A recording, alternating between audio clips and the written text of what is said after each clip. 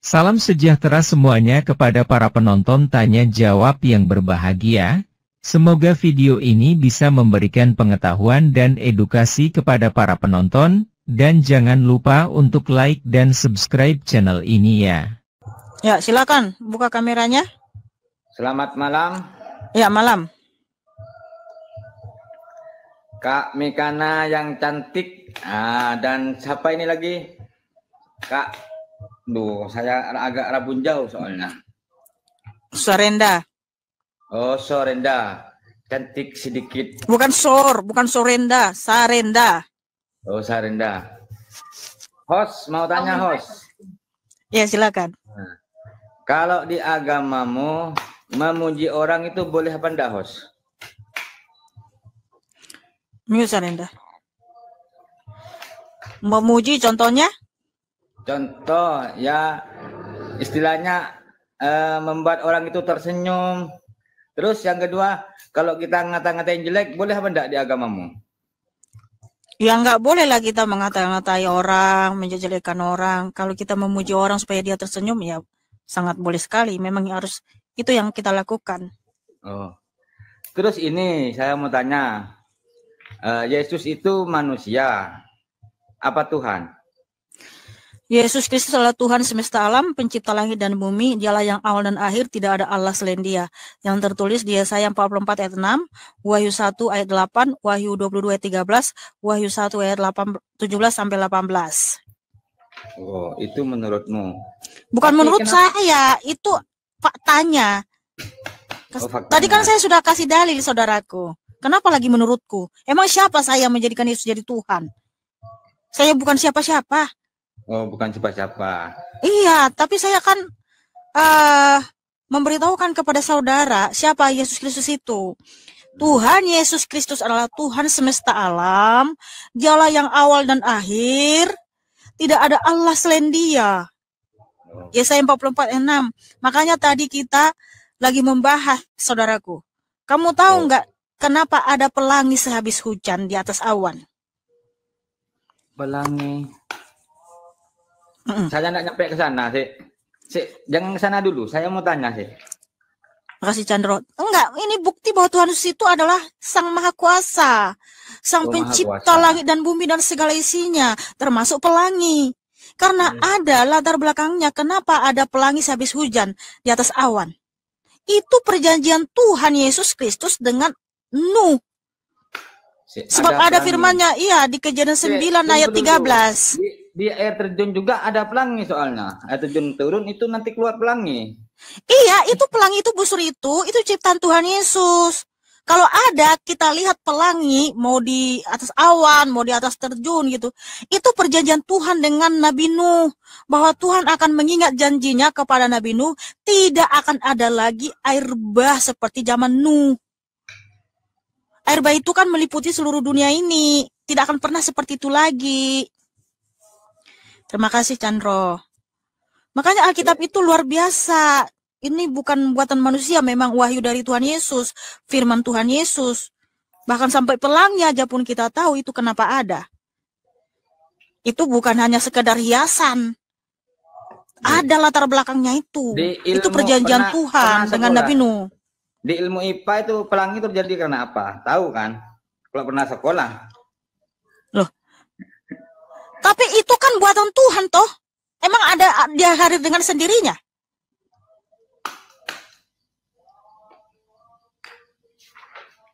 Itu kan biasan warna. Apa? Pembiasan warna dari. Ya, yang pembiasan warna itu siapa yang buat? Makanya saya kan tanya. Pasti dulu. Ada yang Maha Kuasa yang buat itu. Nah, Yesus menurut agamamu ya itu Maha Kuasa. Tapi kok pernah mati waktu menjadi manusia? Ya bangkit toh. Oh bangkit. Iyalah dia mati dan bangkit pada yang ketiga, saudaraku. Oh ya, terus yang membunuh Yesus ini siapa? Apa orang Yunani? Apa orang Roma? Apa orang Yahudi? Firman Tuhan tertulis di Yesaya 53, Tuhan Yesus tersalib oleh karena dosa seluruh umat manusia. Iya, yang membunuh itu ya waktu itu yang menyalibkan adalah tentara Romawi karena dihasut oleh ahli-ahli Taurat dan orang Farisi. Oh. Berarti dalam agama saya juga membunuh itu dosa. Berarti yang bunuh itu juga dosa berarti.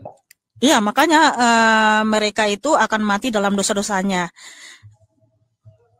Kamu tahu nggak ketika Rasul Pontius Pilatus menyatakan ya bahwa Tuhan Yesus itu tidak ada kesalahannya sedikit pun. Makanya ini saya bacakan dulu Bang ya. Dampak dari mereka menyalibkan Tuhan Yesus. Nih. Di Matius 27 ayat 14 ayat 26. Saya bacakan ya, Bang. Apakah dampaknya bagi orang-orang yang menyalibkan Tuhan Yesus? Dan pada waktu itu ada dalam penjara seorang yang sangat terkenal kejahatannya yang bernama Yesus Barabas. Karena mereka sudah berkumpul di sana, Pilatus berkata kepada mereka, "Siapa yang kamu kehendaki kubebaskan bagimu? Yesus Barabas atau Yesus yang disebut Kristus?" Ketika Pilatus, ia memang mengetahui bahwa mereka telah menyerahkan Yesus Kristus karena dengki. Ketika Pilatus sedang duduk di kursi pengadilan, istrinya mengirim pesan kepadanya, "Jangan engkau mencampuri perkara orang benar itu, sebab karena dia aku sangat menderita dalam mimpi tadi malam." Tetapi oleh hasutan imam-imam kepala dan tua-tua, orang banyak bertekad untuk meminta supaya Yesus Barabas dibebaskan dan Yesus Kristus dihukum mati. Wali negeri menjawab dan berkata kepada mereka, "Siapa di antara kedua orang itu yang kamu kehendaki ku bebaskan bagimu?" Kata mereka, "Yesus Barabas, Yesus Barabas." Kata Pilatus kepada mereka, "Jika begitu, apakah yang harus kuperbuat dengan Yesus yang disebut Kristus?" Mereka semua berseru, "Ia harus disalibkan, ia harus disalibkan." Katanya, "Tetapi kejahatan apakah yang telah dilakukannya?" Namun mereka semakin keras berteriak, "Ia harus disalibkan, ia harus disalibkan." Ketika Pilatus melihat bahwa segala usaha akan sia-sia, malah sudah mulai timbul kekacauan, ia mengambil air dan membasuh tangannya di hadapan orang banyak dan berkata, "Aku tidak bersalah terhadap darah orang ini urusan kamu sendiri." Dan seluruh rakyat itu menjawab, "Biarlah darahnya ditanggungkan atas kami dan atas anak-anak kami." Lalu ia membebaskan Yesus Barabas bagi mereka, tetapi Yesus Kristus disesahnya, lalu diserahkannya untuk disalibkan. Orang Farisi ahli Taurat mengatakan, "Biarlah darahnya ditanggungkan atas kami." Makanya kamu tahu, orang Yahudi mengalami pembantaian dari itu, Holocaust itu, berapa banyak orang Yahudi yang mati. Terjadi apa yang mereka katakan, "Biarlah darahnya ditanggung atas kami." Anak-anaknya semua mati menggenaskan. Oh, kok sampai anaknya juga ikut mati mengenaskan? Padahal yang melakukan kan orang tuanya. Berarti di sini ada karena mereka sudah kayaknya Bang Kasta ini nggak menanggap ya, nggak nanggap. Kan orang Farisi ahli Taurat tuh mengatakan gini, Pontius Pilatus bilang gini, "Aku tidak bersalah terhadap darah Yesus Kristus ini, itu urusan kamu sendiri." Terus orang Farisi ahli Taurat bilang gini, "Biarlah darahnya ditanggungkan atas kami dan anak-anak kami." Dia bawa lagi anak-anaknya, makanya keturunannya. Dia kan yang bilang kan orang tuanya, sedangkan anaknya kan tidak tahu, kok bisa diikut-ikutkan. Ini ya apa? Kan dia sudah bersumpah di sini, dia sudah mengatakan bahwa anak-anaknya juga akan menanggung itu. Oh, turun temurun berarti. Aduh, pusing nih aku. Ya pusing, Bang. Memang kalau Alkitab ini firman Tuhan yang Maha Kudus, jadi orang-orang cerdas yang bisa mengerti ya, Bang. Kalau orang-orang yang belum ini, memang dia akan pusing. Iya, saya pusing dah. Dah. Ya, kiranya Adonai Yesus HaMashiach memberikan kamu hikmat, kecerdasan, pengetahuan untuk mengerti apa yang sudah dijelaskan, saudaraku. Terima kasih, saudaraku Kasta, ya. Tepuk tangan buat Kasta yang cakap dan manis.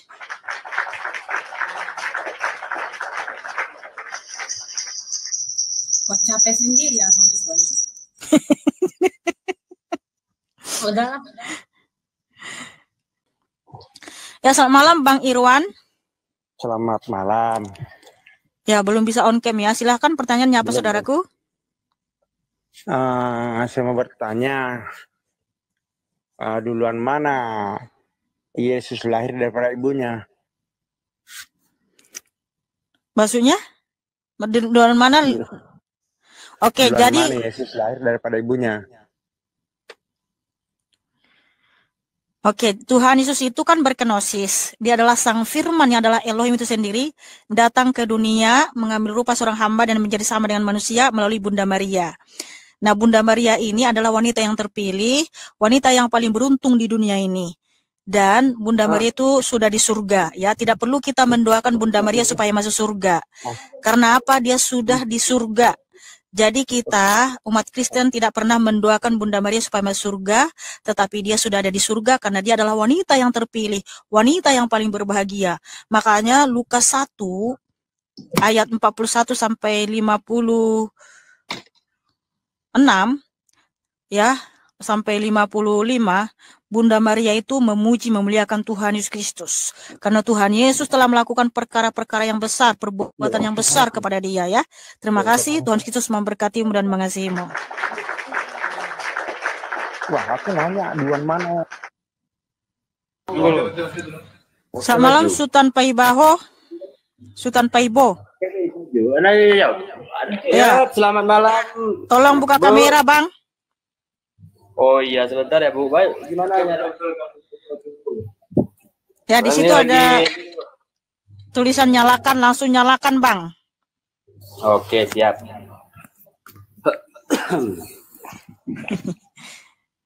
Terima kasih, Chandro. Ini Bu, agak gelap dikit nih.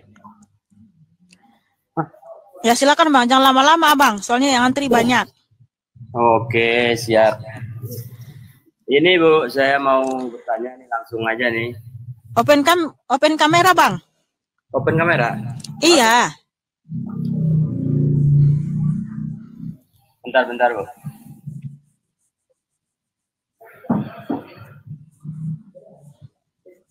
Nah.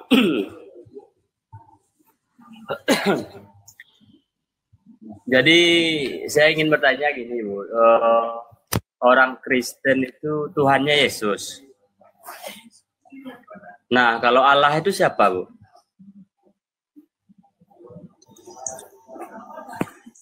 Allah adalah sesembahan, Tuhan adalah penguasa, oknumnya adalah Yesus Kristus. Jadi Tuhan dan Allah adalah Yesus itu, gitu. Ya, Allah itu Yesus Kristus itu sendiri, saudaraku.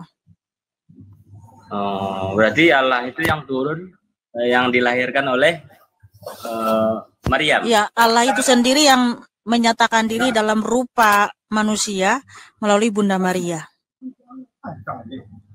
Terima kasih, Chandro. Oh, begitu. Iya, Bang. Kan Allah itu maha kuasa toh, dia bisa datang ke dunia melalui Bunda Maria. Mudah sekali bagi dia. Menciptakan langit dan bumi menciptakan langit dan bumi aja mudah sekali bagi Tuhan Yesus. Apalagi datang ke dunia dalam rupa manusia melalui Bunda Maria. Wow, sangat mudah bagi dia. Haleluya.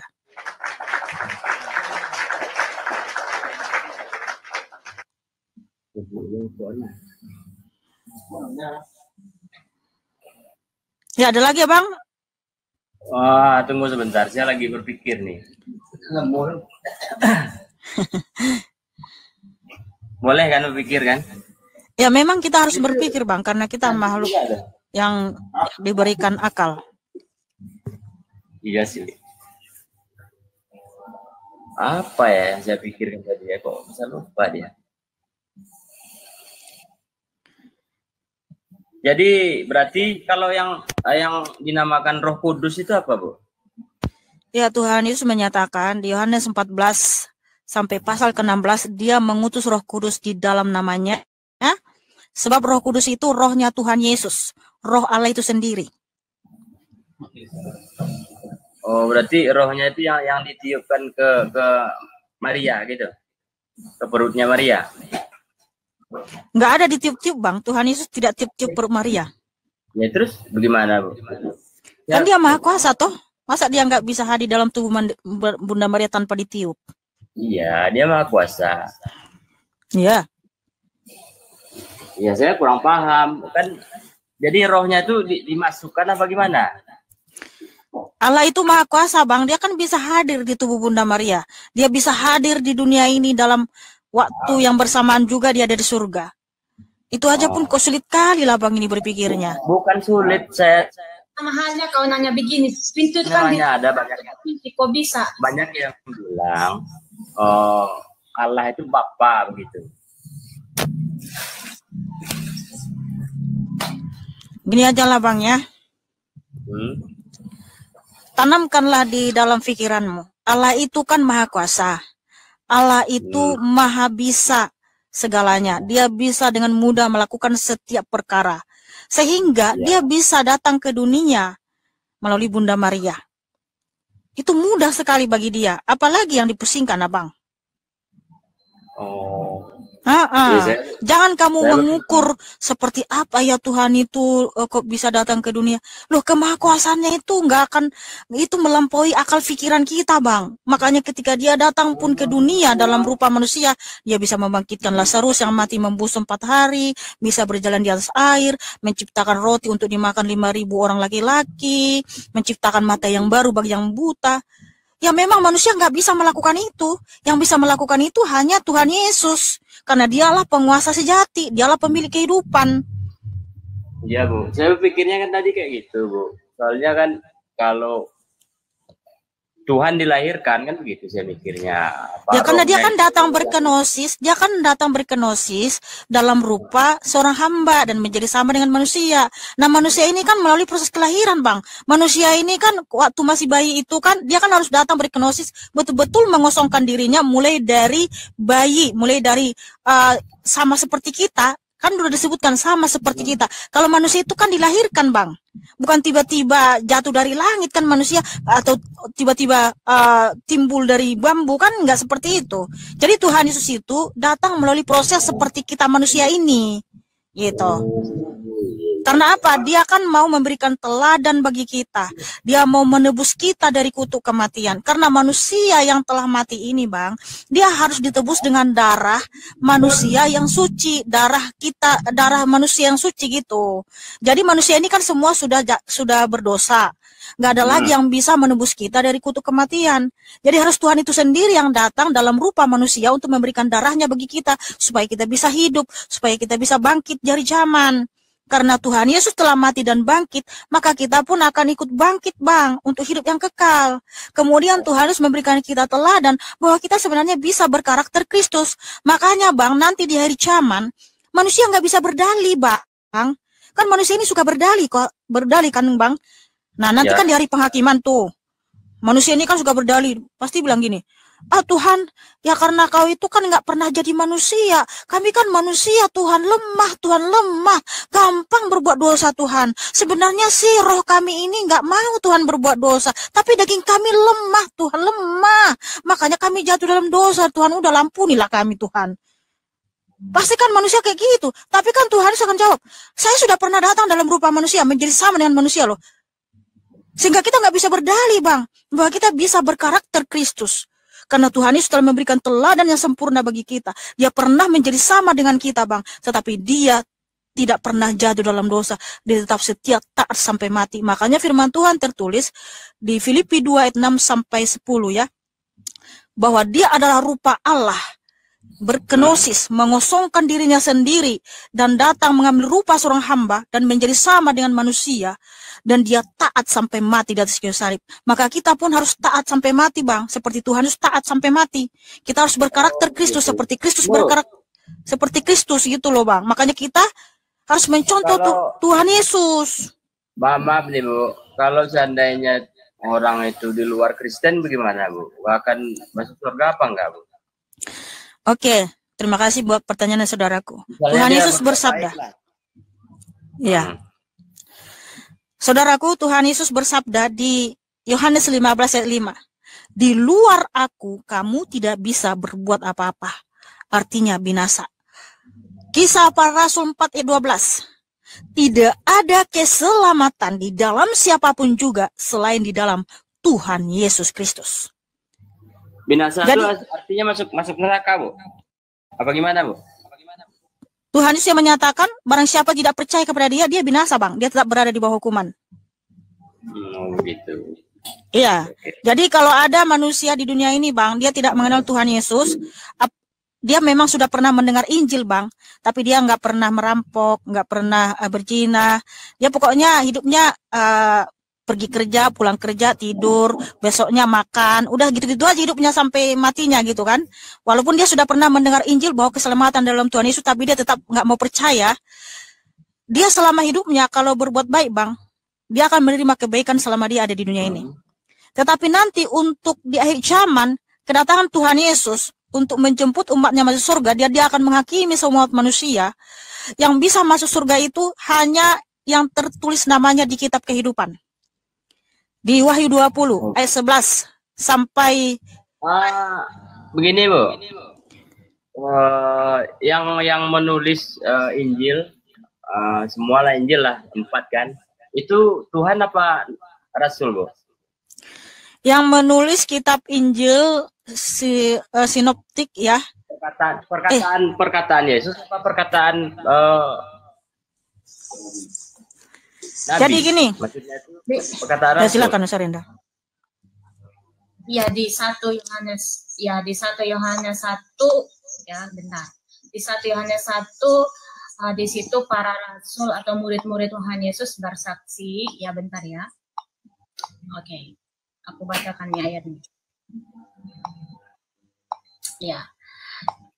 Ini kesaksian rasul-rasul kepada Tuhan Yesus. Jadi mereka berkata, apa yang telah ada sejak semula, yang telah kami dengar, yang telah kami lihat dengan mata kami, yang telah kami saksikan dan yang telah kami raba dengan tangan kami tentang firman hidup, itulah yang kami tuliskan kepada kamu. Jadi apa yang mereka dengar atau para rasul itu ketika mendengar apa yang diajarkan Tuhan Yesus, mereka menyaksikan dengan mata, melihat dengan mata, kemudian di sini mereka apa yang mereka dengar itulah yang mereka tulis. Ya, itulah yang mereka tulis, gitu. Begini Sarenda, siapa namanya nih yang agak molek nih? Saya nanyanya tadi itu perkataan Tuhan Yesus, perkataan Yesus apa perkataan Rasul? Wahyu Tuhan Yesus yang diilhamkan kepada para rasul untuk menuliskan apa yang sudah disaksikan oleh rasul-rasul itu, Bang. Oh begitu. Tapi iya. Pernah dengar jaraknya sangat jauh, Bu. 400 tahun, berapa tahun? Rasul kan bersejaman dengan Tuhan Yesus. Makanya ada murid Tuhan Yesus kan gitu. Rasul kan murid. Jadi ketika Yesus kemana kan ada murid kan gitu. Nah, murid-murid kan bersaksi di sini. Apa yang kami lihat, apa yang kami dengar, apa yang kami saksikan, dan apa yang kami raba, itulah yang kami tulis. Jadi nggak ngarang-ngarang mereka gitu loh. Oh begitu. Sabar Sarenda, jangan ngegas Sarenda. Oke, mungkin saya bacakan sekali lagi ya. 1 Yohanes 1 ayat 1. Apa yang telah ada sejak semula, yang telah kami dengar, yang telah kami lihat dengan mata kami sendiri, yang telah kami saksikan dan yang telah kami raba dengan tangan kami tentang Sang Firman hidup, itulah yang kami tuliskan kepada kamu. Jadi apa yang ditulis para rasul ini itu kesaksian langsung, saksi mata, Bang. Mereka melihat sendiri Tuhan Yesus itu disalibkan, mati dan bangkit. Mereka juga menjamah tangan Tuhan Yesus. Mereka itu tuliskan dalam kitab, Bang. Makanya inilah kesaksian yang benar tentang Tuhan Yesus. Di luar itu adalah Yesus-Yesus yang lain. Seperti buku Barnabas, ya. Buku Barnabas menuliskan, Yesus tidak disalib tapi diserupakan sama Yudas. Nah, buku Barnabas itu adalah buku dongeng, buku karangan manusia yang dihasut oleh Lucifer untuk menuliskan itu supaya banyak orang terkecoh dan tidak percaya kepada Sang Juru Selamat. Karena iblis kan gak suka kalau banyak manusia datang kepada Tuhan Yesus Kristus. Karena keselamatan hanya dalam Tuhan Yesus. Jadi iblis ini akan menghasut banyak orang supaya tidak percaya kepada Tuhan Yesus yang telah memberikan pengampunan di atas kayu salib, supaya banyak nanti teman iblis di neraka. Itu termasuk kitab Wahyu tadi ya, Bu? Iya, termasuk kitab Wahyu. Oh begitu. Ya, karena Rasul Yohanes melihat sendiri penglihatan itu di Pulau Patmos, apa yang diwahyukan Tuhan Yesus kepada Rasul Yohanes. Makanya nanti di hari kiamat Tuhan Yesus Kristus akan datang kembali. Dia akan menghakimi semua manusia di hadapannya. Nah, yang selamat itu adalah yang namanya ada di dalam kitab kehidupan. Nah, bagaimana supaya kita datang lagi ke dunia ini apa gimana, Bu? Iya, Tuhan Yesus akan datang kembali, saudaraku, menjemput umatnya dan juga menghakimi semua umat manusia di dunia ini. Kira-kira kapan itu datangnya, Bu? Masih lama? Tidak ada manusia yang tahu, abangku, hanya Tuhan Yesus yang tahu. Tetapi Tuhan Yesus... Ada yang bilang kitab Wahyu itu katanya mimpi. Orangnya mimpi yang panjang katanya. Itu benar apa enggak? Bukan mimpi, tapi dia diberi penglihatan oleh Tuhan Yesus. Penglihatan, diberi penglihatan, wahyu dari Tuhan Yesus. Tuhan sendiri yang berbicara kepada Rasul Yohanes. Oh begitu. Oke lah, Bu. Ya, saya menanyain itu aja tadi kan. Saya juga kan kadang-kadang ada bilangnya Tuhannya Yesus. Nah, Yesus tuh Allah, ada juga Roh Kudus, ada juga. Mana yang benar? Saya kan mikirnya begitu, Bu. Kan itu pertanyaan yang pertama tadi. Oke, Sarawenda, Bu. Ya, terima kasih. Terima kasih, Abang. Adonai Yeshua HaMashiach memberkatimu dan mengasihimu, serta memberikan hikmat dan karunia untuk mengerti apa yang sudah kami jelaskan. Tepuk tangan buat Bang Sultan yang cakep dan manis.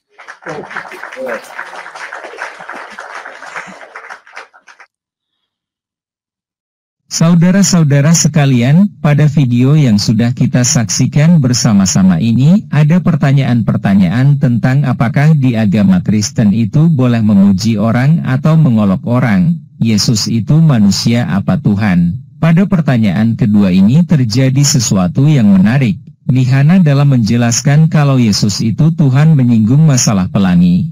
Dia mengatakan bahwa pelangi adalah ciptaan dari Tuhan Yesus dan itu dikatakan bentuk perjanjian Tuhan dengan Nabi Nuh kalau Tuhan tidak akan menurunkan air bah lagi untuk memusnahkan manusia, padahal seperti yang kita ketahui kalau pelangi secara ilmu pengetahuan ada karena sinar matahari dan hujan di mana air hujan yang merefleksikan dan membiaskan sinar matahari akan membentuk warna-warna yang disebut pelangi. Lalu ada pertanyaan lagi tentang duluan mana Yesus dengan ibunya lahir.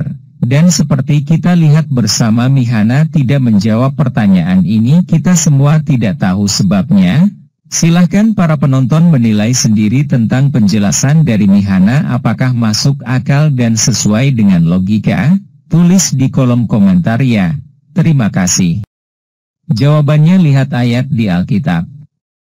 Yesaya 44:6 Beginilah firman Tuhan, Raja dan Penebus Israel, Tuhan semesta alam, akulah yang terdahulu dan akulah yang terkemudian, tidak ada Allah selain daripadaku.